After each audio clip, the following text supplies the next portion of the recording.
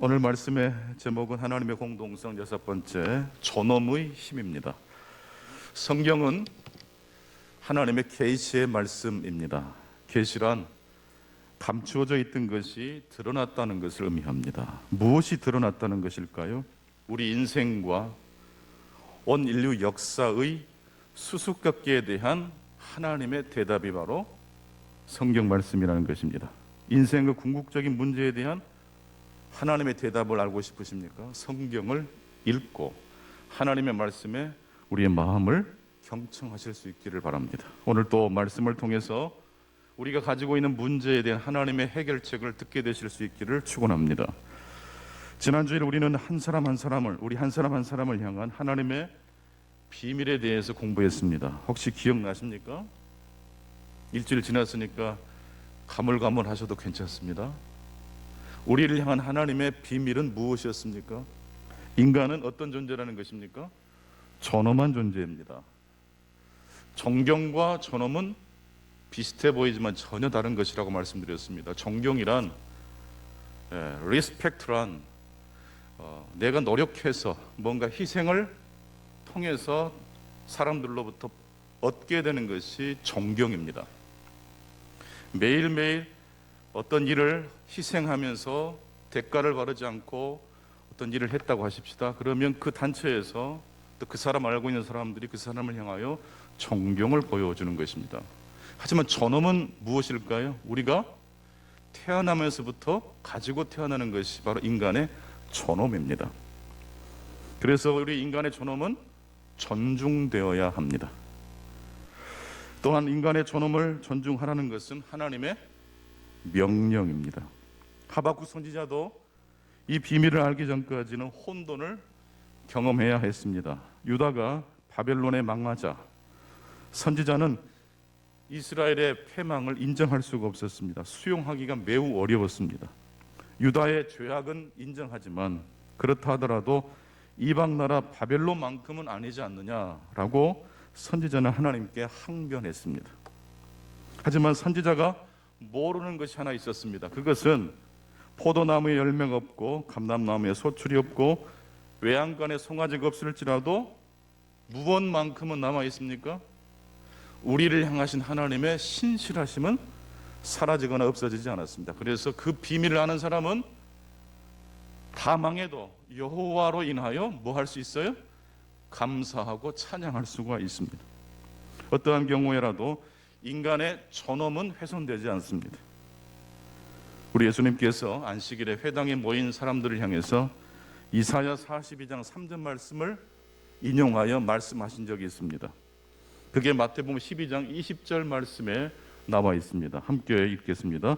상한 갈대를 꺾지 아니하며 꺼져가는 심지를 끄지 아니하기를 심판하여 이길 때까지 하리니. 상한 갈대를 꺾지 아니하신다고 하셨고 꺼져가는 심지불을 끄지 않으신다고 말씀하셨습니다. 보통 사람들은 불량품은 다 버려버리거나 재활용 곳에 분리수거하면 넣어버리지 않습니까? 하나님은 그렇게 하지 않으십니다. 동일한 말씀이 에스겔 16장 6절에는 이렇게 표현되어 있습니다. 같이 보시겠습니다. 내가 내 곁으로 지나갈 때에 내가 피투성이가 되어 발짓하는 것을 보고 내게 이르기를 너는 피투성이라도 살아있으라. 다시 이르기를 너는 피투성이라도 살아있으라. 너는 피투성일지라도 살아있으라. 이건 하나님의 뭡니까? 명령입니다. 살아있으라.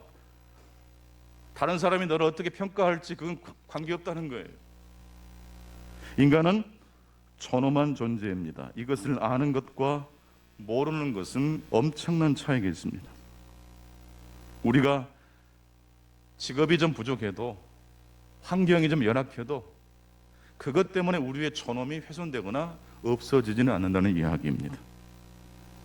왜냐하면 우리가 다 하나님의 형상대로 지음받았기 때문입니다.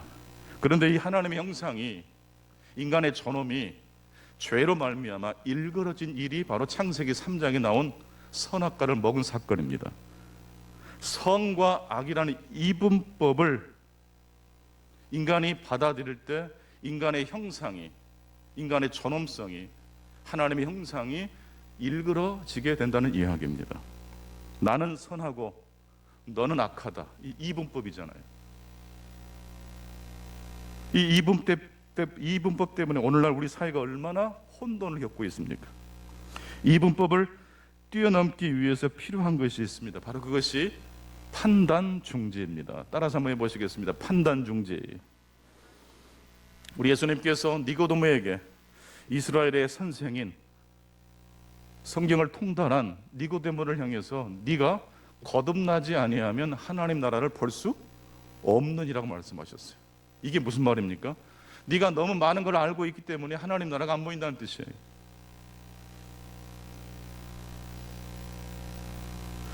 거듭나지 아니하면, born again, 다시 태어나지 아니하면 무슨 말일까요?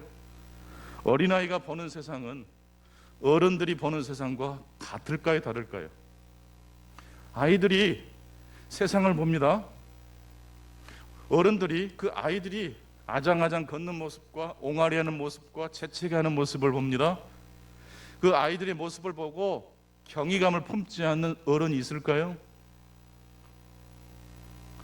내 손주가 아니어도 아이들이 웃고 있는 모습, 어린 아이들이 옹알이하는 모습을 보면 우리는 경이감을 갖게 됩니다. 왜 그럴까요? 아이들이 옹알이 되는 소리, 재채기하는 소리는 언제부터 그런 소리였을까요? 처음부터입니다. 태초부터입니다. 그래서 우리가 아이들이 재채기하는 소리, 우는 소리만 들어도 몸에 전율이 느껴지는 겁니다. 할아버지 할머니가 많이 되신 분들이 그렇게 많이 계시는데 손주 자랑하는 것이 여러분 그냥 한 개인의 기쁨이 아니에요. 저도 얼마나 그런 모습을 보면 감격스러운지 몰라요. 어린아이가 세상을 볼 때 이분법이 없습니다. 선입견이 없습니다. 한마디로 어린아이가 보는 세상과 어른들이 보는 세상은 같은 것을 보더라도 전혀 다른 것을 봅니다. 그렇다면 우리 어른들이 하나님 나라를 보기 위해서는 어린아이와 같이 되어야 합니다. 판단을, 지금까지 내가 알고 있었던 고정관념을, 어떤 규정들을 내려놓을 수 있어야 합니다. 그렇게 될 때 세상은 하나님이 창조하신 세상으로 보이게 될 것이고 별것 아닌 것 같은 이야기 속에 깃들어 있는 하나님의 나라를 볼 수가 있게 되는 것입니다. 자, 그와 같은 이야기가 이사야 11장 6절과 8절에는 약간 그림 언어로 묘사가 되어 있습니다. 이리가 어린 양과 함께 살고 표범이 어린 염소와 함께 누우며 송아지와 어린 사자와 살찐 짐승이 함께 있어 어린아이에게 끌려온다고 말하고 있습니다. 사자도 어린아이도 다 판단 중지가 된 것입니다. 나는 강한 존재고 너는 약한 존재고 약육강식의 모든 이 고정관념 질서가 다 해체된 순간입니다. 밀가루를 가지고 짜장면도 만들 수 있고 또 밀가루를 가지고 무엇을 만들 수 있을까요? 빵도 만들 수 있고 또 밀가루를 만들 수 있는 게 뭐가 있을까요? 반죽해 가지고 이렇게 쭉쭉 떠서 하는 뭡니까? 수제비, 맛있는 수제비도 멸치 국물로 육수 내 가지고 수제비 해서 먹으면 얼마나 맛있습니까? 거기다가 호박도 좀 넣고 감자도 넣고 벌써부터 막 침이 고이지 않습니까? 밀가루로는 짜장면도 수제비도 여러 가지 음식을 만들 수 있어요. 하지만 여러분, 짜장면을 가지고 빵을 만들 수 있나요? 수제비를 가지고 짜장면을 만들 수 있나요? 안 돼요. 짜장면과 빵을 만들려면 기존의 가치관을 가지고는 안 돼요. 밀가루가 돼야 돼요. 하나님의 나라를 만나기 원하십니까? 밀가루로 돌아가실 수 있기 바랍니다. 부서져야 돼요. 내가 가지고 있는 지식과 지혜가 부서져야 돼요. 오늘 이사야 11장 1절 말씀을 보면 우리의 판단 중지를 하게 하시는 하나님의 말씀이 등장합니다. 같이 보시죠. 이새의 줄기에서 한 싹이 나며 그 뿌리에서 한 가지가 나서 결실할 것이요. 이새의 줄기라는 것은 그루터기입니다. 기둥이 잘려나갔다는 이야기입니다. 이스라엘의 역사가 잘려나간 겁니다. 다윗 왕조가 무너졌다는 것을 의미합니다. 다 망한 것입니다. 하지만 하나님은 그 잘려나간 밑둥에서 뭐가 나오게 하십니까? 싹이 나게 하십니다. 그런데 여러분, 이 말씀이 조금 더 들여다보면 조금 이상한 부분이 발견됩니다. 유다 왕조는 다윗 왕조입니다. 다윗을 빼놓고는 이스라엘 역사를 이야기할 수 없습니다. 그런데 유다가 망한 다음에 하나님이 다시 시작해 하신다는 이 말씀을 하시면서 다윗의 그루터기라고 하셨습니까? 다윗의 줄기라고 하셨습니까? 이새의 그루터기라고 말씀하셨습니까? 다윗은 유명한 사람이에요. 이새는 누굽니까? 무명한 사람입니다. 다윗의 아버지라는 사실을 혹시 아십니까? 다윗의 아버지이지만 우리가 잘 몰라요. 왜요? 그 사람은 유명한 사람이 아니에요. 베들레헴 촌동네에서 양치며 살던 서민 중에 서민이었어요. 유다가 망한 다음에 어떻게 이 나라를 다시 회복할 것인가?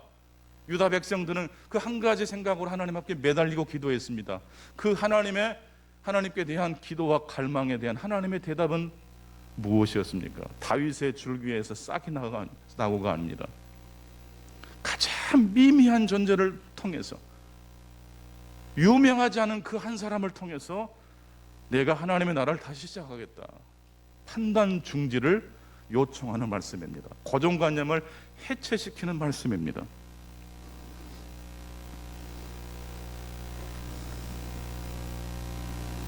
하나님은 이새의 그루터기에서부터 다시 시작하시는 하나님이십니다. 하나님은 상한 갈대와 꺼져가는 심지에서 다시 시작하시는 나라를 우리에게 말씀하고 계십니다.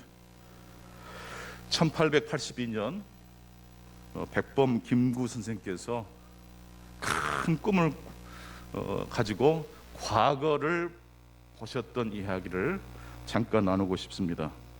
열심히 정말로 공부를 해서 또 워낙 머리가 뛰어난 사람이기 때문에 중인 신분이었지만 당시 과거에는 양반들뿐만 아니라 중인들도 과거심을 응시할 수 있었다고 합니다.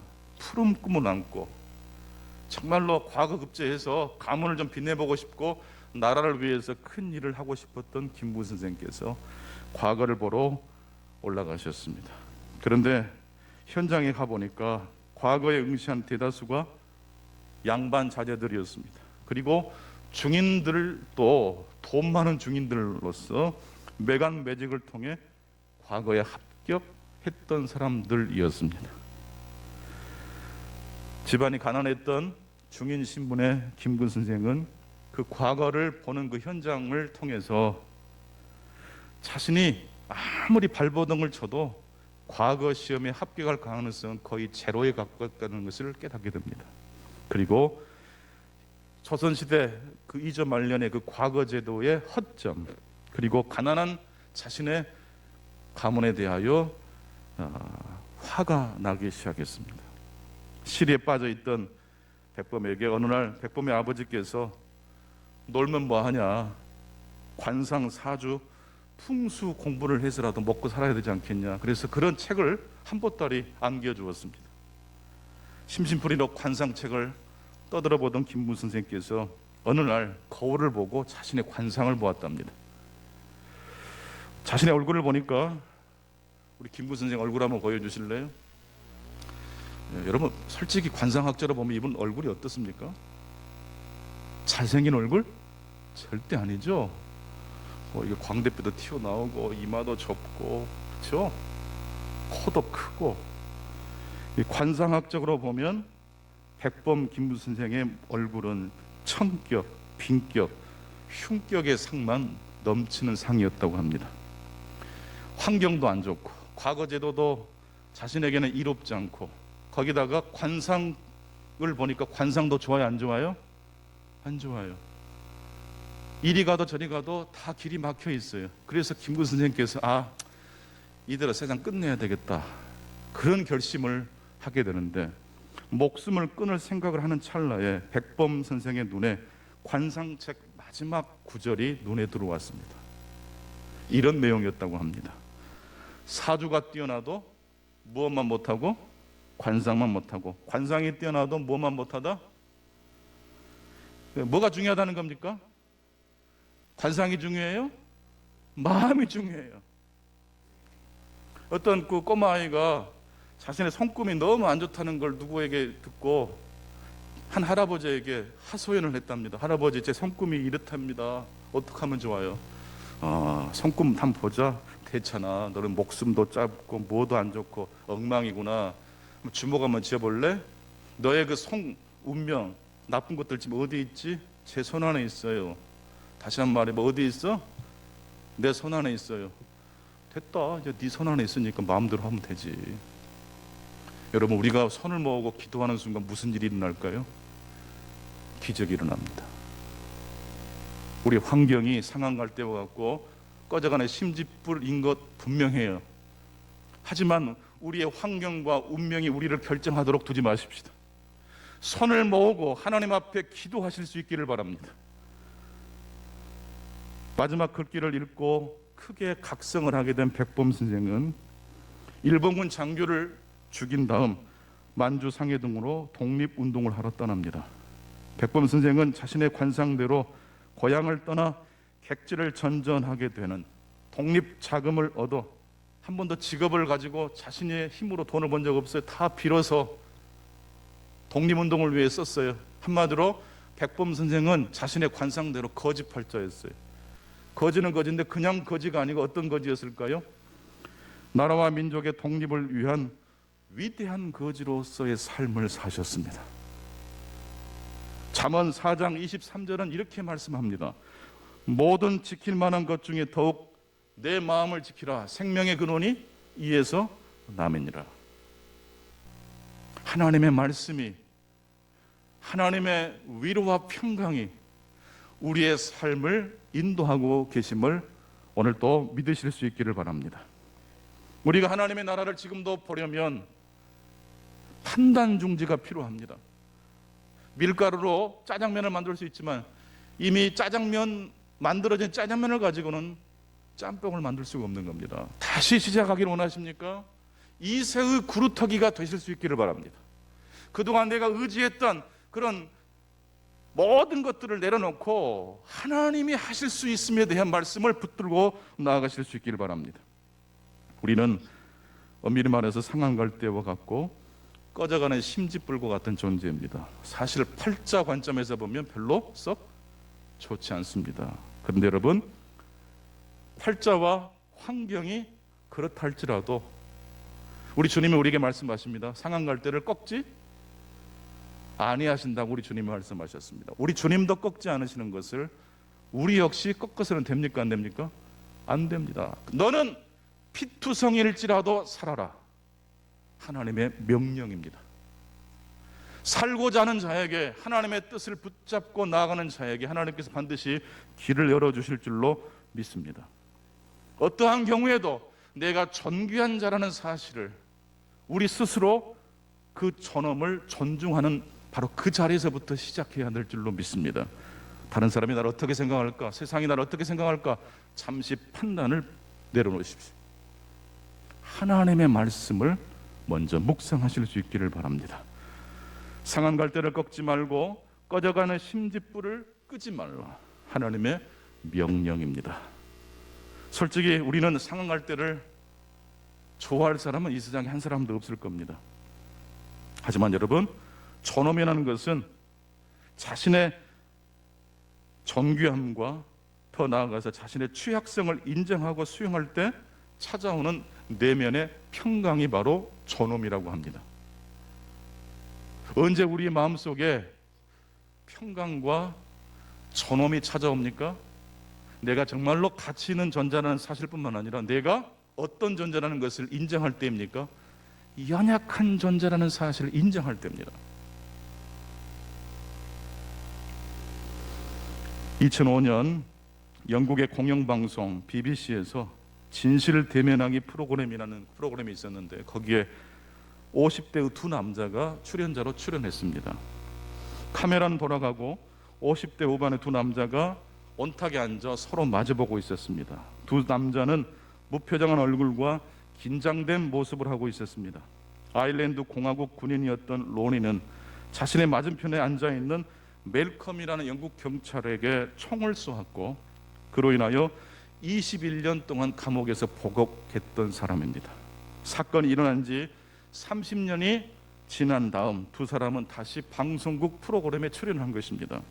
피해자와 가해자였던 두 사람은 진실 대면하기라는 프로그램에 참여하기로 동의하고 그 자리에 나왔습니다.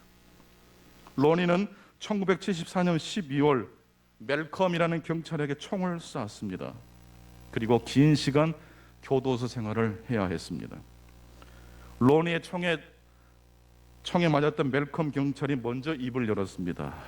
자신이 총에 맞은 그날 밤의 이야기를 담담하게 이야기했습니다. 순찰차를 운전하고 있었는데 동료로부터 무전이 들어왔습니다. 무장을 한 두 남자에게 자신이 쫓기고 있다고, 도와달라고. 경찰이 무장한 두 명의 아일랜드 공화국 군인에게 쫓기고 있었습니다. 근처에 있었던 멜컴은 빠르게 운전하여 현장에 도착을 했는데 현장에 도착하자마자 로니의 총에 의해서 쓰러지고 말았습니다. 30년 전의 이야기지만 생생한 기억으로 멜컴의 생각 속에 아직도 남아 있습니다. 멜컴의 이야기 다음에 이제 로니가 입을 열고 말을 합니다. 저는 16살 때 아일랜드 공화국 군대에 들어갔습니다. 오랫동안 우리 아일랜드는 차별에 시달리면서 살았습니다. 아일랜드 사람들은 영국의 일부라고 느끼지 않았고 소외되고 있다고 생각했기 때문에 어떤 방법을 동원해서라도 우리 자신의 권리를 되찾아야 한다고 생각했습니다. 어느 날 로니는 여자 동료와 함께 벨파스트 거리를 거닐고 있었습니다. 무기를 소지하고 있었던 동료 여자 군인은 그만 영국 경찰에 의해서 그 자리에서 10발의 총을 맞고 쓰러져 죽고 맙니다. 같이 연인 관계였던 두 사람이 길을 걸어가고 있었는데 누군가를 위협한 것도 아니고 그저 걸어가고 있었는데 영국 군인에 의해서 총살을 당했던 것입니다. 그것도 10발의 총을 맞고 쓰러져 죽었습니다. 그녀의 나이 20살이었습니다. 로니는 그 자리에서 영국을 향한 강한 증오감에 사로잡혔습니다. 로니는 지금도 아일랜드 공화국 군에 참여하는 것에 후회가 없습니다. 물론 자신의 총에 맞고 큰 부상을 입은 멜컴에게는 연민의 정을 느낀다고 말을 했습니다.